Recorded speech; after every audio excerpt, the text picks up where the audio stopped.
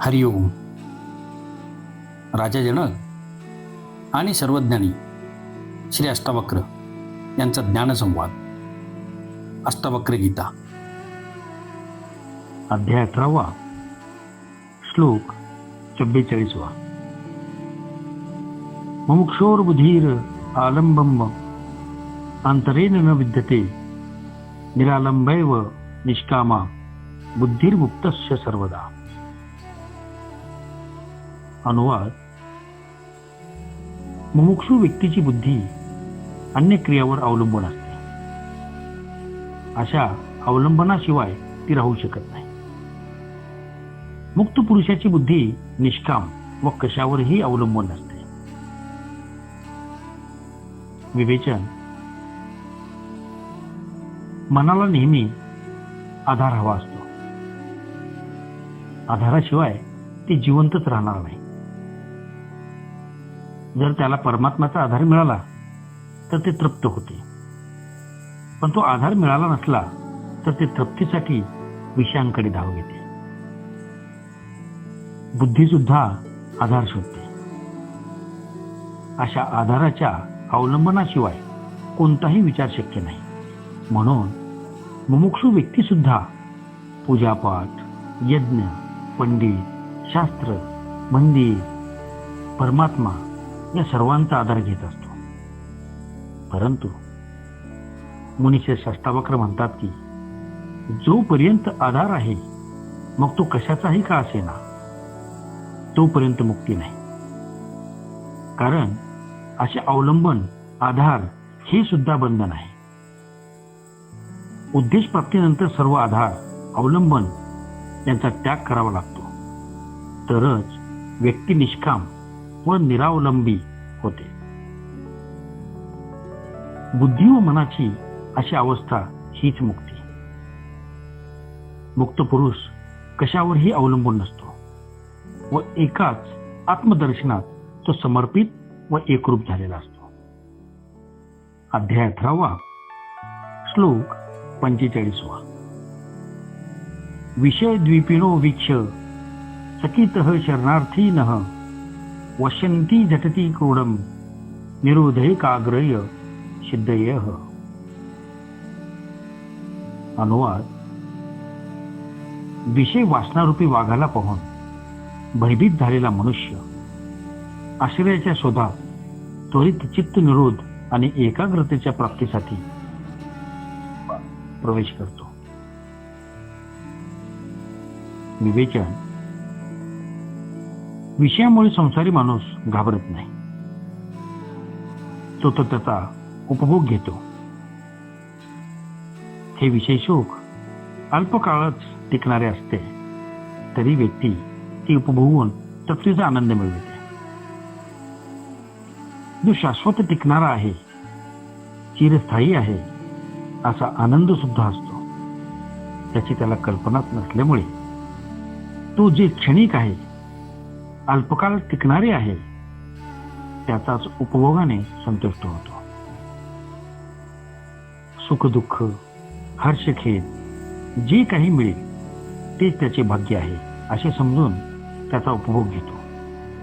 परंतु ज्याची आत्मज्ञानाची चिकित्सा तीव्र होते, तो या विषयामुळे भयभीत होतो.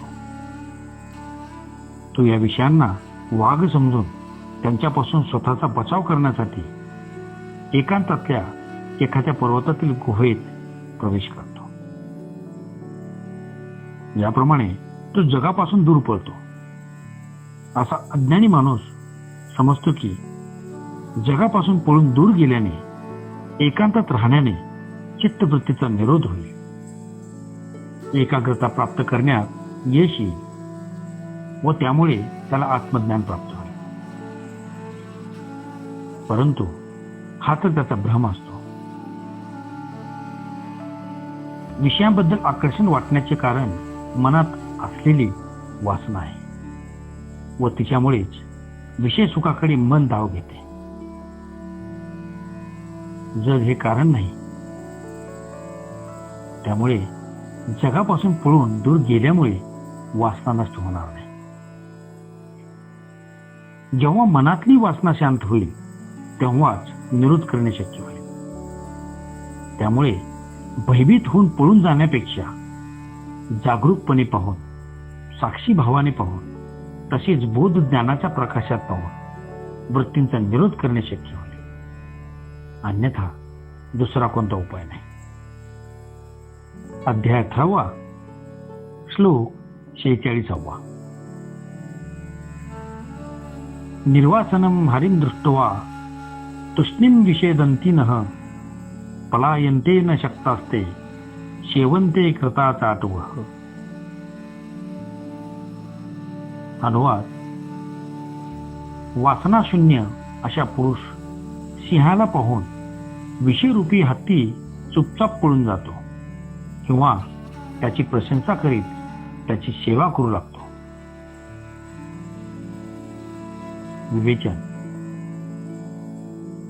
मुनिश्रेष्ठ अष्टावक्र स्वामी म्हणतात की विषयांना घाबरून पळून जाण्याने मनातले भय तसेच कायम राहते. स्वप्नात, समाधीत किंवा ध्यानधारणेत या भयामुळे पुन्हा उद्रेक होण्याची शक्यता असते. त्यामुळे विषयापासून दूर पळून जाण्याने, जंगलात जाण्याने प्रश्न सुटणार नाही.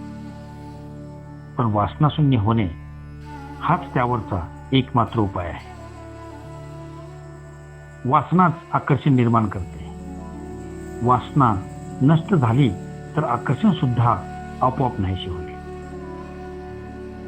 मग चित्तनिरोधन करण्यासाठी जंगलात पळून जावे लागणार नाही किंवा डोंगरातल्या गुहात जावे लागणार नाही. जगात, संसारात राहून ही सिद्धी घर बसल्या उपलब्ध होऊ शकते. मुनिश्रेष्ठ अष्टावक्र म्हणतात की जरी विषय हे हत्तीप्रमाणे बलवान असले तरी व त्यांना सहजगत्या काबूत आणता येत नसले तरी वासनाशून्य पुरुष हा सिंहाप्रमाणे आहे. त्याला पाहून हे विषय चुपचाप पळून जातात किंवा एवढे दुर्बल होतात की चमचेगिरी करणाऱ्या नोकराप्रमाणे त्याची सेवा करू लागतात. ज्ञानी माणूस विवेकाने त्यांचा उपयोग करतो, पण अज्ञानी माणसावर मात्र विषय हुकमत गाजवतात. हाच दोघात फरक असतो. वासनाशून्य होणे हेच सर्वाधिक महत्वाचे आहे. अध्याय 18 श्लोक 47. न मुक्ती करी कांधते निशंको मुक्त मानासह पश्यन छन्वन स्पश्यन जिग्रहन अष्ट नास्ते यथा सुखम. अनुवाद: शंकारहित आणि मुक्त मनाचा पुरुष मुक्तिकारी योगांचा म्हणजेच यमनियमांचा स्वीकार करण्याचा आग्रह धरत नाही, परंतु पाहताना, ऐकताना, स्पर्श करताना, खाताना तो सुखाने जगतो. विवेचन: ज्याच्या सर्व वासना फेकल्या, ज्याच्या सर्व वृत्ती शांत झाल्या, ज्याला आता काहीही प्राप्त करण्याची कामना उरलेली नाही, अशी आत्मज्ञान प्राप्त केलेली व्यक्ती शंका उशंका रहित व मुक्त मनाची असते. मनाच्या बंधनातून मुक्त झाल्यामुळे सर्व द्वंद्वांचा पार होऊन अशी व्यक्ती केवळ आत्मरूपात विलीन होऊन जगत असते. त्याचे सर्व आग्रह नष्ट होतात.